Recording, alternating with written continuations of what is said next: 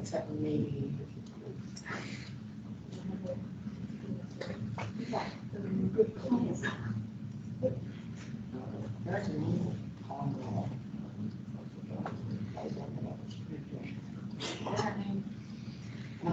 Not the European one, not any other one. Anyway.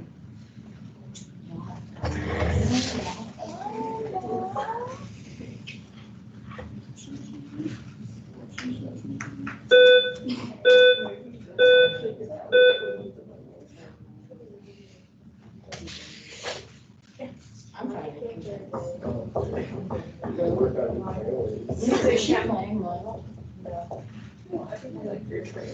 No way.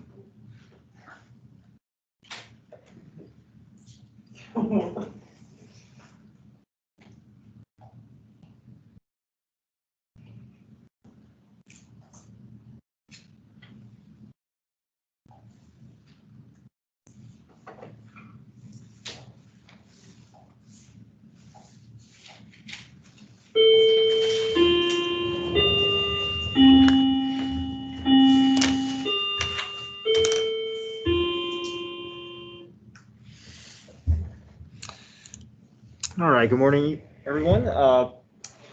First, just want to go over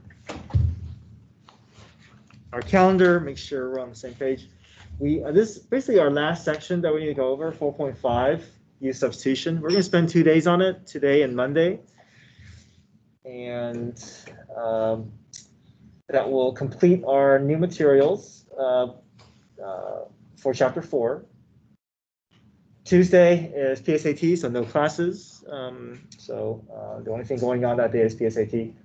So technically it's asynchronous day, but I'm not going to assign any homework, just encourage you to continue finishing the work from tonight and Monday and just get some additional practice with U-Substitution.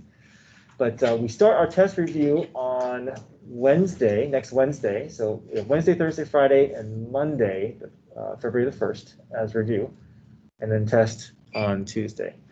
Now, we're spending 4 days on review because there's still variations of concepts that we haven't quite seen, and I want us to just have time to kind of explore those things, as well as to get some practice with calculator. I'm going to be going over calculator work and just being able to do the things that we need to do with calculator. There's going to be calculator section on the AP exam, so we need to become familiar with these features on our calculators. I suggest that you guys get the TI-84 or any variation of TI-84, 82, 83. Those are all fine. They're all going to be similar. But if you can't get your hands on the graphing calculator, then we can get away with the 36X Pro. Okay, this can do most what we need to do with 84. As far as the graphing part, okay, this can't graph. There's a workaround to some of the graphing parts that we would like to be able to do, but we can get away with it with 36 Pro. It's just a little bit more cumbersome. You can't see it, and you got to kind of have a table of values to kind of work around that issue. But my suggestion is 84. But you can get away with the 36 Pro and be okay. Some students, they have both calculators. One feature sometimes is easier to plug in than the other one. So, but yeah, I would suggest one or the other, preferably this one. Okay.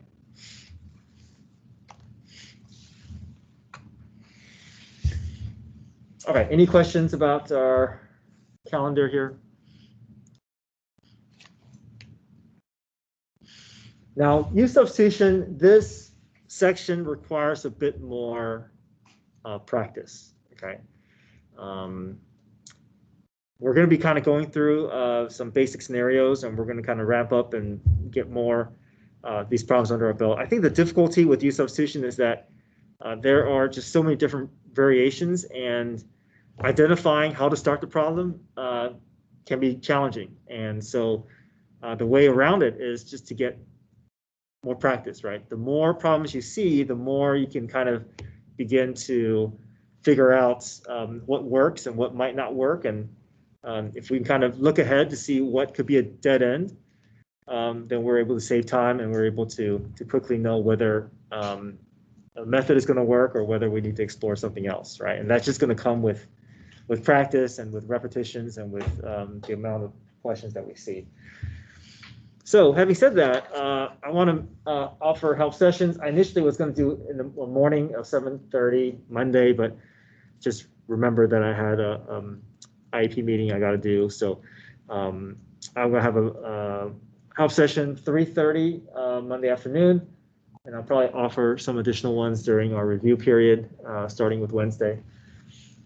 So I'm going to be doing that. I'm going to be working through the U-Substitution worksheet, which is also on the link under today's dates on my website. But I encourage you guys to work through the homework or pick up this worksheet to do on your own. The solution is attached. But if you need additional support, feel free to drop by the help session, or you can check it out later. It'll be recorded. Reminder that iReady is due tonight, so that needs to be done. So I'm going to send out a reminder this afternoon. If you're waiting till the last minute, just make sure you knock that out by tonight. And course selection for next year for non-seniors, for sophomores and juniors. I need to start entering course recommendations for students. For me, it's due by next Friday, but I'm trying to get a head start on it. So I'm going to be sending out a remind this afternoon. So it applies to you. Let me know, reply to me whether you want to take stats or BC Calc next year. Okay, if you're sophomore or junior.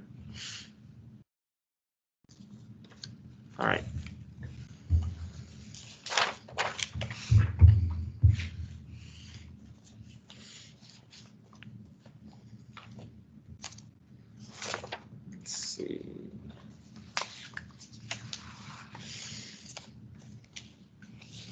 Okay, so today we're going to be learning about this process called U-Substitution.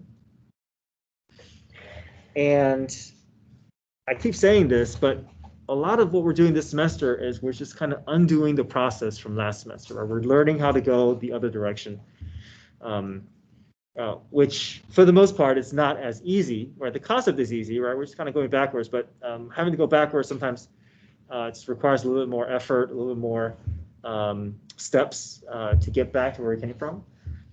So today we're going to be undoing chain rule. So derivative chain rule, we have a function within the function, or a function within the function within the function, and then we are kind of expanding it into into something that is messier, and then having to go backwards from that derivative back to the original function is not as easy to see. So we have these, this second variable, this temporary variable called u, to kind of help us, us figure out a way to go back, right? So kind of provide some guidelines, provide some structure, so we know what needs to be in place to get back to our starting point. So U-Substitution is a method of rewriting an integral problem into a simpler one to help identify an integral rule appropriate for the problem. So ultimately what we're going to do is we're going to look at a messy problem, and we're going to rewrite it as a simpler problem so that we can identify an appropriate rule, solve that simpler problem, and then bring it back to the original variable. So just as an example here, let's say from first semester, we're asked to find the derivative of sine of 3x. Okay, so there's a bit of a chain rule here, because there's an outside function is sine parentheses, and then the inside portion is 3x, right? We take turns with each derivative. Sine of parentheses becomes cosine of parentheses, and we leave the inside alone. And then 3x becomes 3, so we're kind of taking turns with each derivative. So chain rule, right? But then what that means is the integral of 3 cosine 3x must bring me back to sine 3x, right? We know that if we're to get from A to B, then we should be able to get from B back to A. But if you look at how this is worked out here, cosine becomes sine, right? That's one of the integral rules that we're able to practice on the last quiz. But what's not as easy to see is how do we know that this 3 is going to go back in and disappear, right? For chain rule, it's easy, right? We know that sine 3x becomes 3, but then putting that 3 back and understanding that 3 is no longer going to be there, it's not as easy to recognize. So we're going to have a tool to kind of help us keep track of what needs to be there or what doesn't need to be there. Okay, you got to write this down here, but here's a more extensive example of chain rule. Remember at the end of last semester, we learned that trig functions sometimes can be a little bit more involved with chain rule. Remember, we had to identify outside, inside, and inner portion. We take each derivative, bracket fourth becomes 4 parentheses cubed, sine becomes cosine parentheses, 3x becomes 3. We fill in the brackets and parentheses with the original problem, and then we're left with something that is a lot more extensive than our starting problem. But if you with chain rule, right, we didn't quite, this was a little complex to begin with, but by the end of our practice period, most of us were pretty good, right? Once we identify our outside, inside, inner, you guys didn't have an issue getting down to your derivative, right? As long as you're able to understand how to start. But imagine having to go from here back to this sine 4 3x, right? That doesn't look as easy to do, to know where we came from.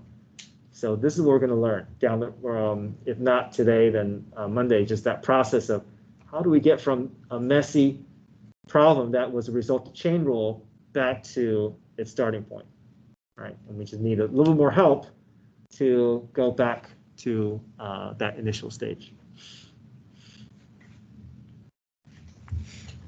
Okay, so just a preview as to what our big picture is today. Okay, so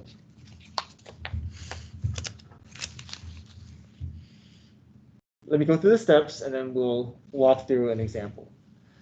The first thing we do is we're going to assign the u value to the expression inside the parentheses. So we're always going to look for a set of parentheses because that's going to be a visual cue as to that's going to be helpful visually for us to identify our starting point. The next step is we're going to find the derivative of u. Okay, so another challenge with this is within the same problem, we're going to have to find the derivative and the integral within the same problem because we need the derivative to kind of help us through the steps. And the next is to solve for dx. Okay, the remaining steps I'll get to as we work through the problem, but that's how we're going to start. Okay, so if we look at example 2, I want to bring this back to what we did on the last quiz. Okay, let's say you solve this problem on your quiz, x times x squared plus 1 to the 15th. What would need to happen before we can apply a power rule? Product.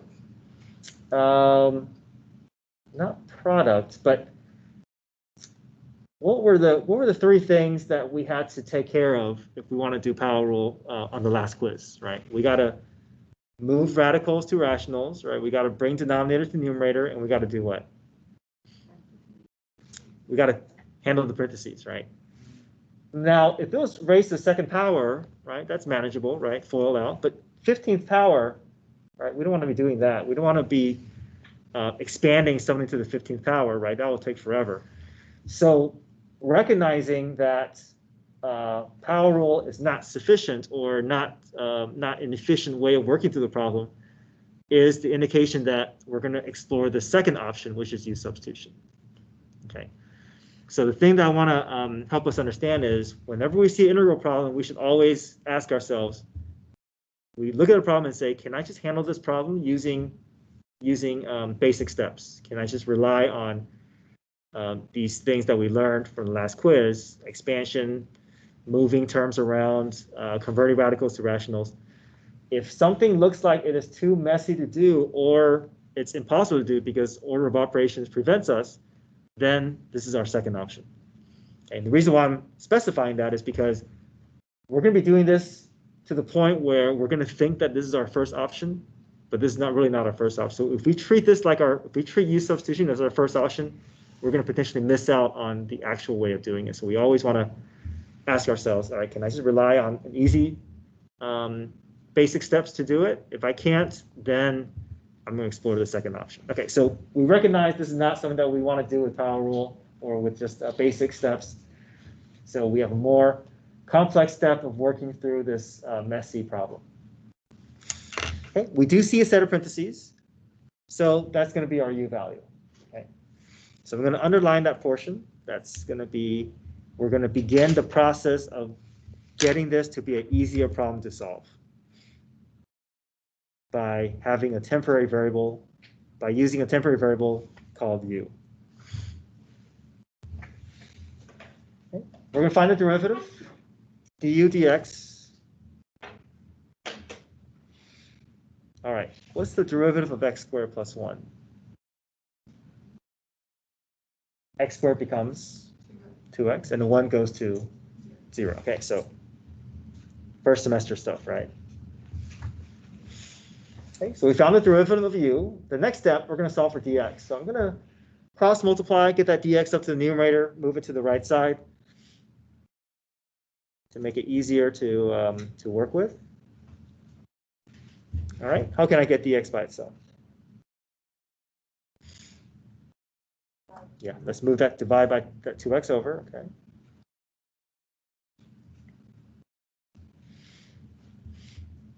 All right, good so far? Now, we're going to make some substitutions with our original problem.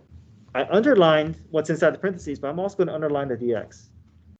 So when you go through U-substitution, you're always making those two substitutions first. Get what's inside the parentheses to be replaced, and get the dx to be replaced. Those are always the first two things. This x sitting out here, we're going to leave that alone.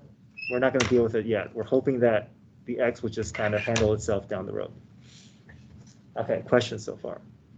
All right, so we're going to rewrite the problem, but I'm just going to make my initial two substitutions. Remember, our initial goal is we're trying to recreate our problem in terms of u. So the x is going to stay. Parentheses becomes u. And then dx gets replaced with du over 2x.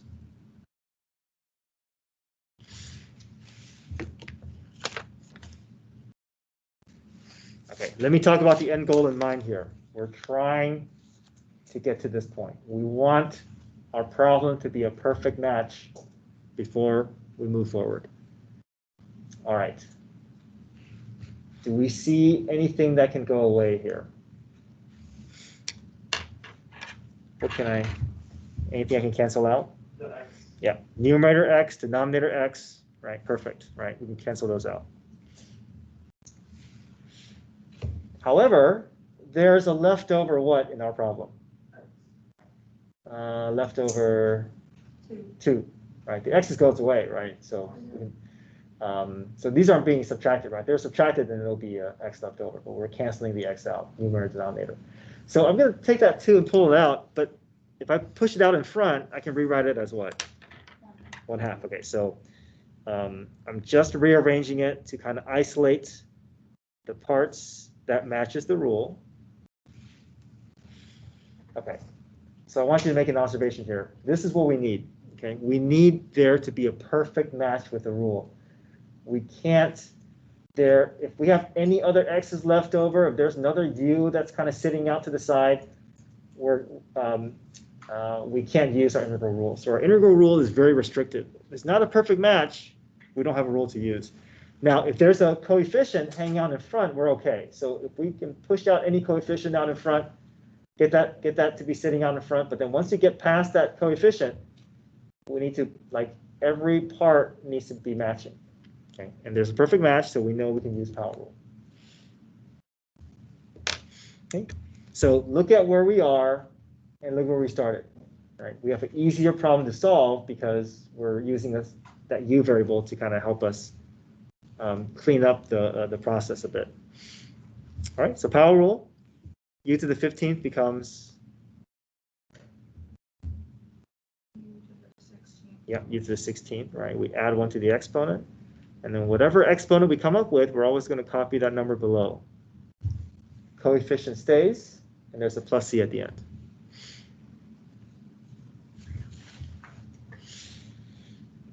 Okay, we basically have our answer. We're going to just basically, we're going to do a little bit of cleanup, get that 2 and 16 to multiply together.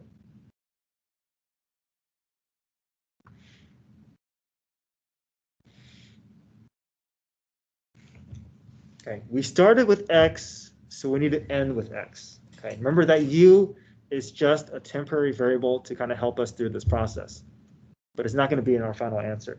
So we're going to make our final substitution. We have our answer. We have our antiderivative. We'll replace the U back in terms of X.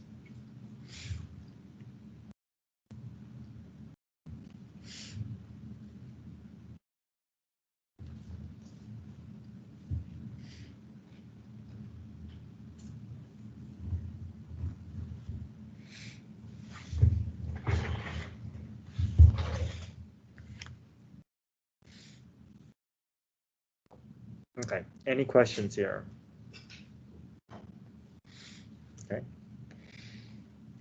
All right, let's look at example 3. So if we look at example 3 here, this is a rather messy setup, right? We see some trig, so let's see here. Is there a rule that matches perfectly with our trig? We see something that's similar, but not a perfect match, right? There's x's all over the place, and we don't see x's within our trig integrals here. So we know that we're not going to be able to just make a clean substitution and get to our answer, right? We're going to have to go through this process, this U-substitution process. But do you see maybe a rule that matches, that is similar, that maybe we can work towards? Maybe secant squared U. Yeah. Right, so maybe we can work towards that secant square, right? There's x's all over the place, but maybe after U-substitution, we can get this to look like this. Okay, so at least we have some picture in our head, kind of something that we work towards. Okay, so we know that maybe we're able to get that to that point. So now we want to identify our U value, right? What could be our U value? Yeah, we see the parentheses, and the parentheses is a good visual help to us, right? We know that, all right? Now, it doesn't mean that every parentheses we see is going to be our U value, but it is a starting point for us, right? It's a place that we can start. Okay, so we'll start there. I went ahead and underlined a dx because we're always, once we identify the U value, we're always going to look to replace dx as well. All right. What's the derivative? What's du dx? Yeah. So we're going to repeat a lot of these processes that we've gone through with example 2. We're just kind of getting some practice with it. Okay. Move that dx over.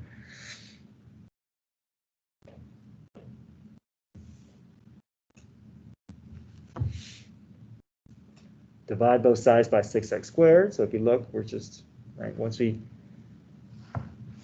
get that process down, we're just going to, it's all very similar.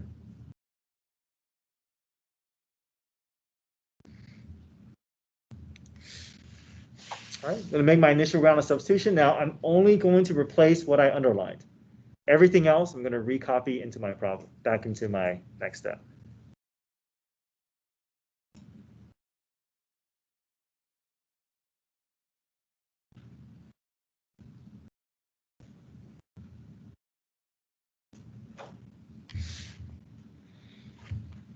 All right, good so far? All right, what do we see here? Cancel out the x squared. Cancel the x squared and then do what? Pull out the 1. Yeah, good. So let's see how that looks after we make those adjustments. So x squared goes away nicely. Numerator, denominator cancels out. That 6 is in the denominator. Let's make sure we pull that 6 out as a 1/6, not as just a 6. All right. How does this look now? Is there a match? Yeah. There's our match, right? After we get past that 1/6, everything is matched up to the letter, right? Nothing is different, right? So that's what we need. We need a perfect match. If there's something slightly different, we don't have a rule to use. Okay, we can't be creative and say, okay, if there's another U there, I can just do power rule. If there's no perfect match, we don't have a rule. So it's very restrictive. So I want to remind us of that. But perfect match, so we can apply the rule. Secant squared becomes tangent. Keep the 1/6.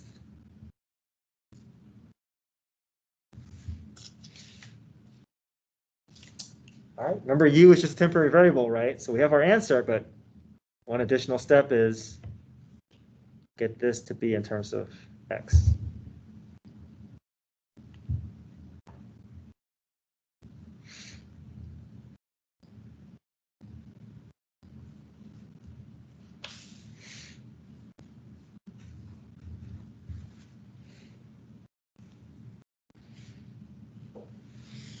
Now, the tendency is a lot of students want to do this. They want to leave their answer like this in terms of U, which I will say, you would have earned most of the points, right? But just remember, if you're going to use substitution, that final step, don't forget about it. Bring it back in terms of X, right? We started with X, so we're going to end with X. Okay, questions so far? Okay.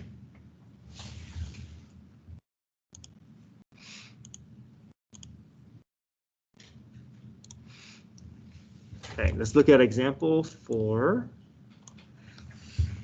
Okay, first things first. Can I rely on expansion power rule to get to where I want to go?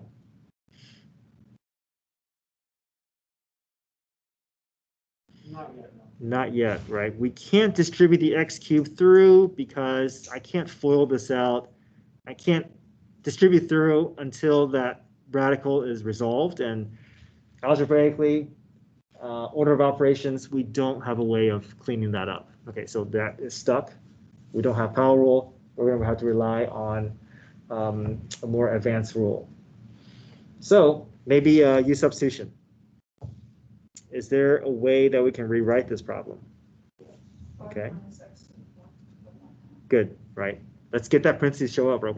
If we're trying to do U-substitution, we want to visually see a set of parentheses. It's going to help us out.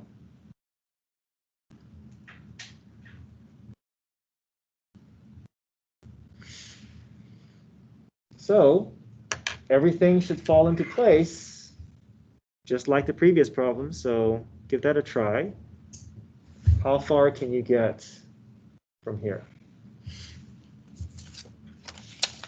Give you guys a minute to try that. And here's your goal. Your goal is to try to make it look like this. Okay? Give you guys a minute, and then I'll follow up with the steps after you guys try. But look at the previous problems, right? You're going to basically follow the previous steps very similarly.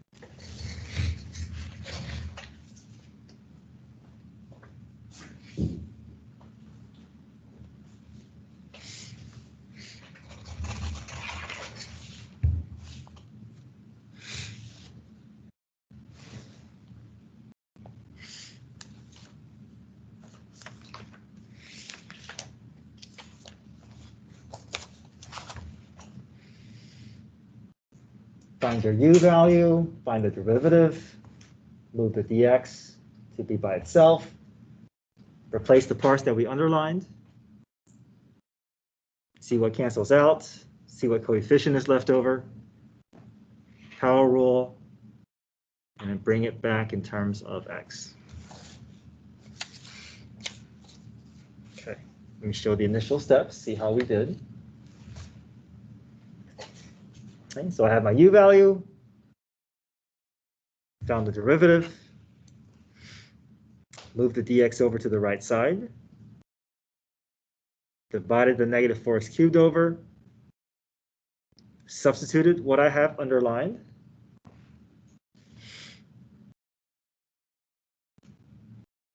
x cubed stays initially,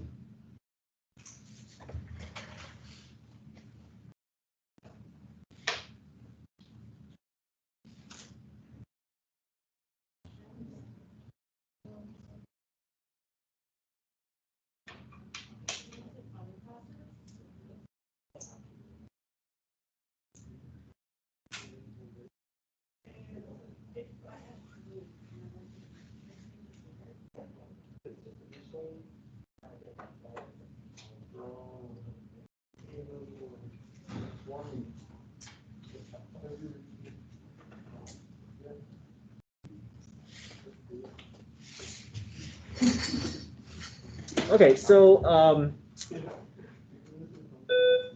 replace the x in terms of u. I got the dx to replace to be du over negative 4x cubed. X cubed goes away. There's a negative 1/4 that remains. But now, if you look, right, perfect match, I can apply power rule. So add 1 to the exponent, we get 3/2. Whatever number we have here, we're going to copy that number below. Clean this up. Flip that 3/2, that's 2/3. I get negative 2/12, which is negative 1/6. This is my antiderivative, but don't forget, if you're doing U-substitution, you're going to bring your u back in terms of x, and then plus c.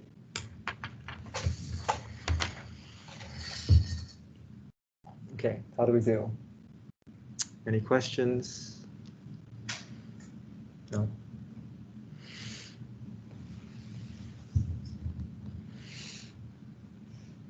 Yeah, question.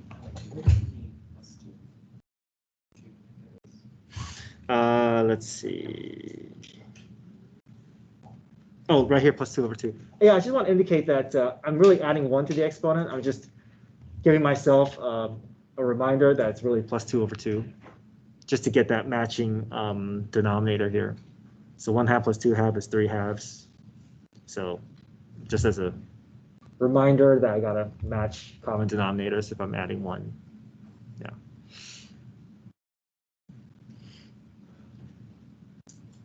Okay. Anybody still need this page here? All right. Now, before we move on, I want us to make an observation here. You see how all these variables cancels out so nicely? X cubed, x squared, x and x. Is there something in the original problem that can hint to the fact that things will work out so nicely without having to go through this? But I mean, to be able to kind of preview or to predict that things will work out nicely. Is there anything in the initial problem that tells us that things will work out nicely as they did? If there's like a clear set of parentheses. Okay. Yeah, that's part of it. But there's something about the exponents. The exponent in the parentheses is 1 greater than the 1. Okay. Right. We do see that. Right. X cubed, x squared, x to the 4th, x cubed. Okay. So expand that further. Why? What is it about that relationship that makes it so nice for us down the road? When you use like the power rule, you're subtracting 1 from the exponent, so it makes it, or you can cancel that. Right. Right. So that's it. Right. So if your u value is 1 degree higher than the remaining x, you know things will probably work out nicely, because once you find the derivative, that exponent is going to drop by 1, and then that's going to be a nice match, right? So when you see that relationship, it's good to see, because you know that, okay, I'm expecting things to work out. which means that usually you want your U value to be one higher than whatever x's remain in the leftover problem. Now, having said that, it doesn't mean that just because if there's not that relationship, it doesn't mean that we can't solve the problem. It just means that we may have to do additional steps beyond what we did here. Okay, but it's just something to recognize, right? That if you see that relationship, you can kind of it's good to see, right? You know that, okay, I'm expecting things to work out as nicely as they did here. Okay, so keep that in mind. We're going to kind of revisit that relationship there in a bit. Okay, next page.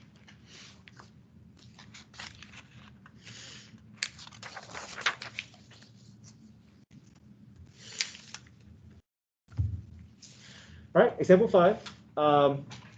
We have tangent of x to the 5th power, secant squared x dx.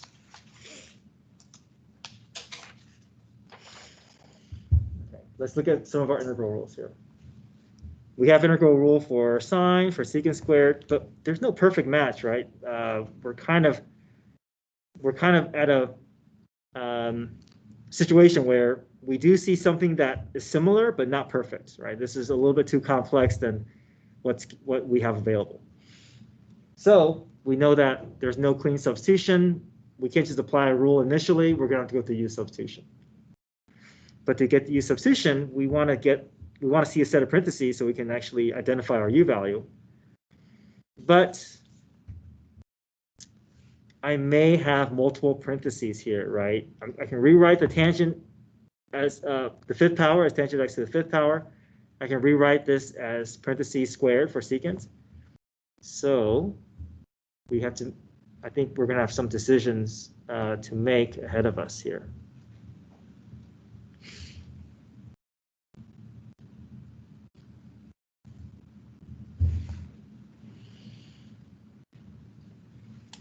So the decision we have to make now is what is going to be the better U value that will work down the road. We want to be able to choose the U value without having to pick one randomly and then discover down the road that doesn't work out. We've got to start all over. So here are the derivative rules. Tangent's derivative is secant squared. Secant is secant tangent. So which U value will allow the remaining x's to go away? The tangent, right? So I just want to just kind of think about this for a moment. If our U value is tangent, then the derivative will be secant squared, and we see that there's a nice match, right? That's a good thing to see. But if we let our U value be secant, right, this goes away as U value, our derivative will be secant tangent, and secant tangent is not going to pair up as nicely with this remaining part. So, right, so this requires a little bit more kind of looking ahead, and rather than just choosing a U value randomly, we know without having to go through all this work which one is going to be a better fit. Okay, so there's our target.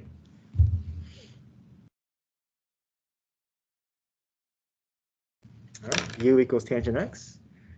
Again, your U value is just the portion inside the parentheses. What's outside the parentheses is not your U value. Okay, usually, I don't want to make that blanket statement. There are potential times when maybe the exponent is part of the U value, but as a rule of thumb, we're going to just focus on what's inside the parentheses, and later, if we realize it doesn't work out, then we can revisit that rule. Okay, so derivative du dx.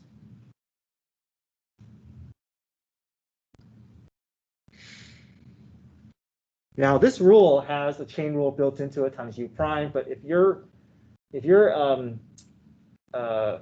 U value is just an x, then that U prime is just times 1, so we can ignore it. It's not, this is a simple enough expression where we don't have to worry about that U prime. Okay, move that dx over.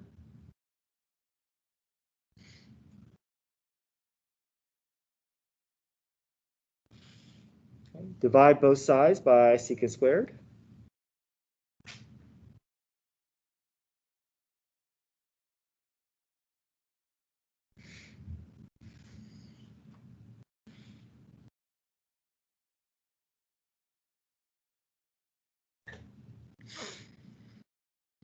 All right, I think we're ready for our substitutions. Tangent gets replaced with u. Let's copy.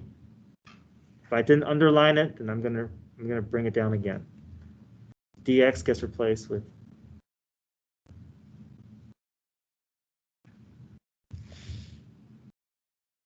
okay. Is there a nice pair matching that goes on here? Yeah. So secant x squared, the same thing as secant squared x. We wrote it out this way to explore the possibility of a u value, but they're the same thing, right? We see a matching pair.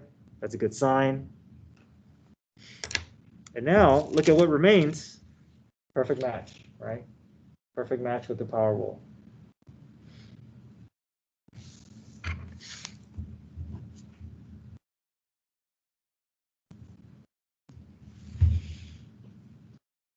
U to the 6th over 6.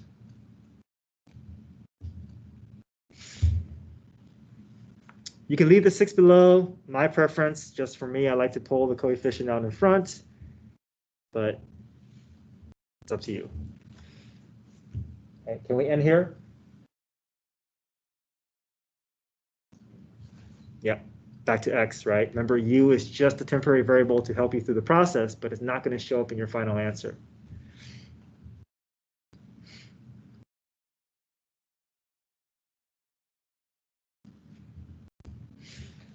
This is fine. If you want to write it as in the shorthand form, that's fine as well.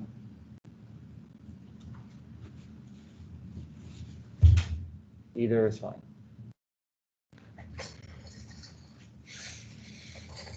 Okay, any questions here?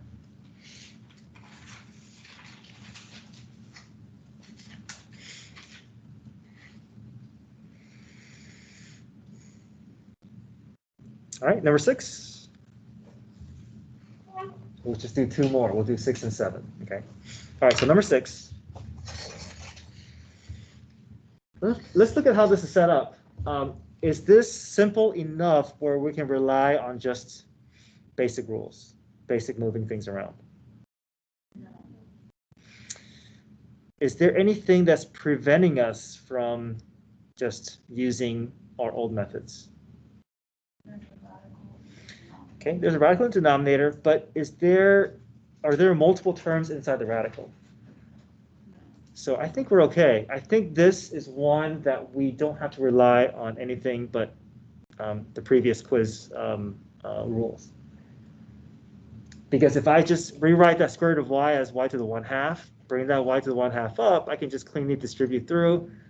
There's no messy exponent with 3 minus y. There's no radical with 3 minus y.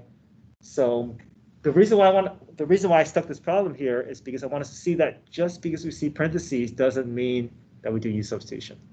And also as a reminder that we should always try to think about, can I just rely on basic rules? Can I just rely on moving things around? And this is one of those problems. If we try to go through U-substitution, we're going to get stuck. We're not going to be able to move. We're not going to be able to make progress. So our first option should always be, does this look simple enough for me to move, to just do basic properties? And yes, we can do that. Okay, so no need for U-substitution. Nothing's preventing us from cleaning this up.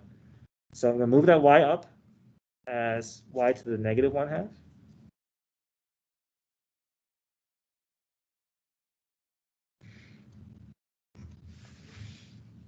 Okay, distribute that through. Remember, when you multiply bases, you add exponents.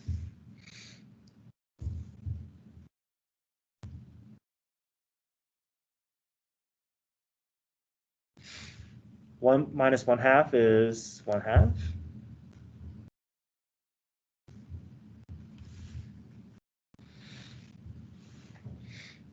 Both terms are set up and ready for power rule.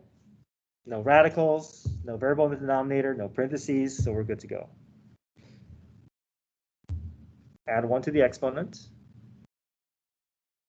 Divide by that same value.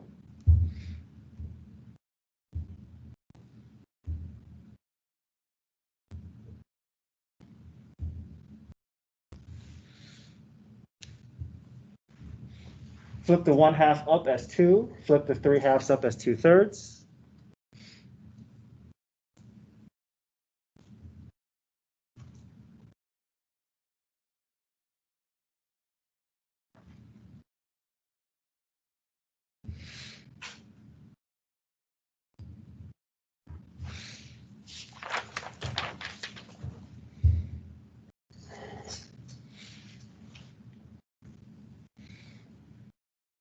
Okay, any questions with 6? No.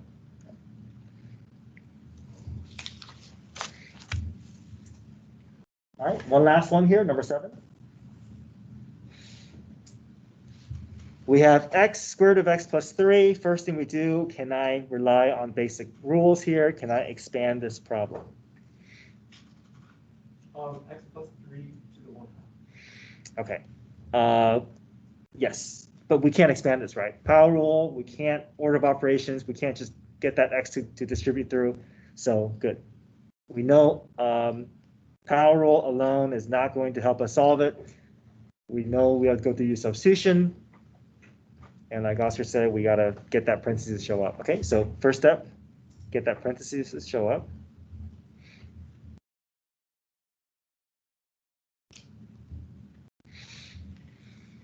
So parentheses is nice because we know that's where our u value is going to be located, just what's inside.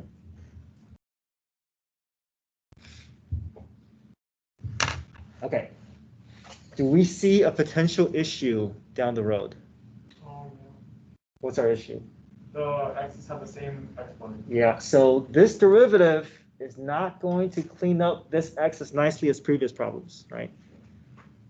Doesn't mean that doesn't mean that we're gonna stop, but it does mean that we gotta find a way to handle that issue down the road. Okay, so we'll cross that bridge when we get to it, but for now, just know that it's not going to be as clean as the previous problems.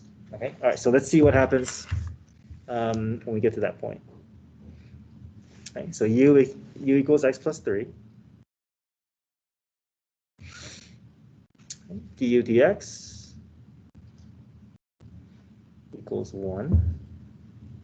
All right, x becomes 1, 3 goes to 0, move that dx over.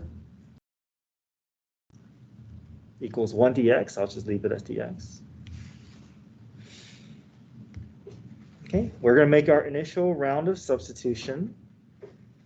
Remember, if I did not underline it, I'm going to recopy it down, right? I don't want that to go away just yet.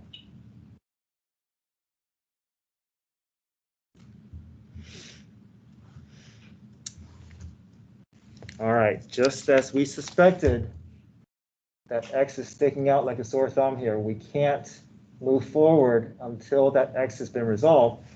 And what I want to make sure that we understand is that we can't just handle these separately, right? We can't do, okay, x is power rule and make it x squared over 2. I'll make this u to 3 halves over 3 halves and be done with it, okay? We got to resolve this before we do anything with power rule. So we're kind of stuck right now.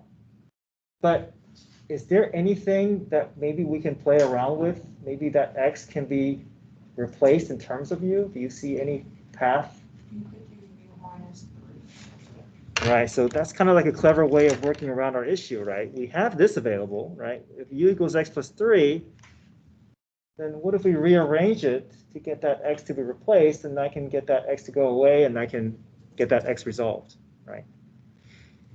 So not as clean as previous problems, but we do have a way to work around that issue. Okay, so since u equals x plus 3, if I solve for x, I have u minus 3 equals x. So now I have something that can handle my x problem. Okay, let's see where that leads us. Yes? Could we also stick the x out in front, or?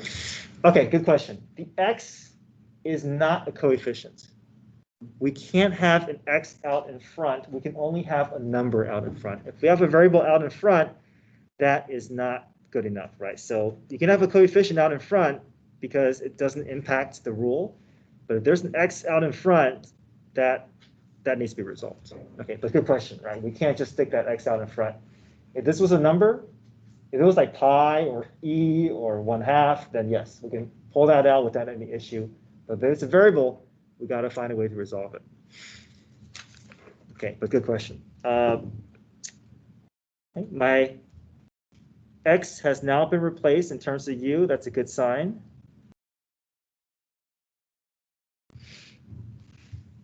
So we're making progress, right? We're able to resolve that x. We're in the clear. Our x's have been removed. Everything's in terms of u. But are we ready for power rules just yet? Yeah, one more step, right? We got to resolve the parentheses. So we'll distribute the U through and then we should be in the clear. Again, make sure that understand there's a 1 there. We're going to be adding exponents. 1 plus 1/2 is 3/2.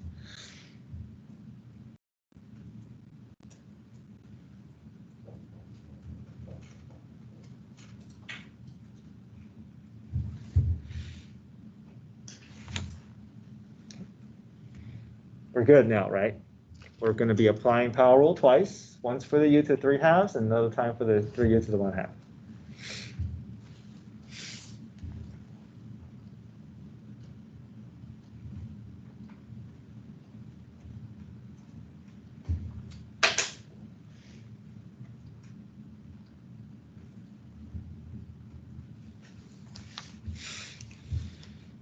Okay. Flip the fractions up, multiply with the coefficient in front, and remember U is just a temporary variable. Bring your answer back in terms of X.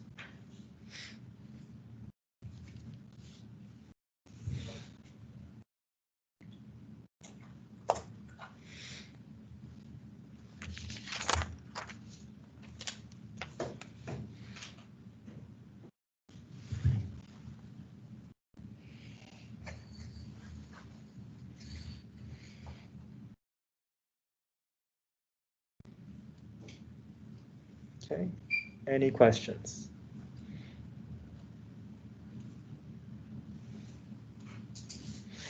All right, so I'll have a help session Monday to do some additional practice for those of you who feel like you want to see that practice. Again, iReady is due tonight. I'm going to send out a remind to ask you for if you prefer to do AP Stats or BC Calc. Now, understand that whatever you tell me, I'll put that in your course recommendation, but it's not set in stone. If you change your mind later, you can always feel free to change your course. So at least to give me something that I can put it down, but if you change your mind, no worries, you can do that. All right, if you're on Teams, have a great weekend. See you guys Monday.